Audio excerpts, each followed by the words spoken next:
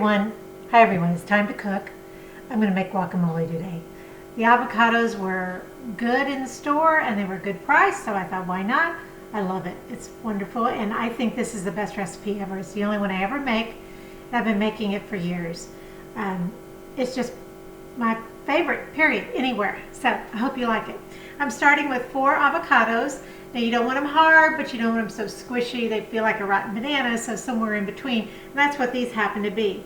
So I just slice around the long end of the avocado, and I'm sure you've seen this before, but to take the pit out, if it's difficult, you just go like that with your knife and twist. It comes right out. And right off your knife. I like to just take a spoon, like a tablespoon, soup spoon, whatever, and go along the skin of the avocado, and it pops right out, so that's pretty easy. Now some of you like to cut it in the skin, and you can do that. That's not a problem. This is just the way I do it. Looks like I missed a little bit here. Okay, another thing I do, which might seem kind of strange, is I use a pastry blender to chop up my avocados. You could do it with a fork, whatever you want to do. This works for me, and I happen to have a pastry blender, so I do this.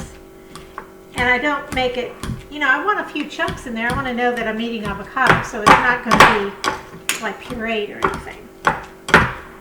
See how easy this is? So simple. Okay, and I'm basically done. So I'm going to scrape that off there. Now my recipe calls for 1 large clove of garlic. And I've got my trusty little gadget out here to mince the garlic. You don't have to peel it or anything. You just put it right in here and out pops the garlic. Scrape that off. Done with that. Okay. I've got 1/4 cup chopped red onion. I do feel it's important to use red onion if you have it at all possible. If not, you know, use whatever you have. It's not like baking where it's a science. It just needs to taste good. Okay. And I'm going to put in 8 dashes of Tabasco. 1, 2, 3, 4, 5, 6, 7, 8. 1 extra. We have to add more later. Okay, and now I need 3 tablespoons of lemon juice. 1, first of all, for flavor, and then also to keep the avocados from turning brown. There's 2, 3. And this is fresh squeezed lemon juice.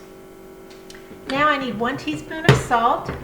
Again, I always use the kosher salt.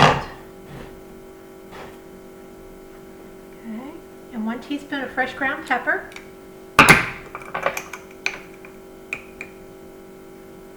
Got that. And I always put chopped tomatoes in mine. I happen to have cherry tomatoes, so I chop those up to whatever bite size you like. Put that in there. And then we're going to just stir it all up and do a taste test. Well, that's pretty easy, isn't it?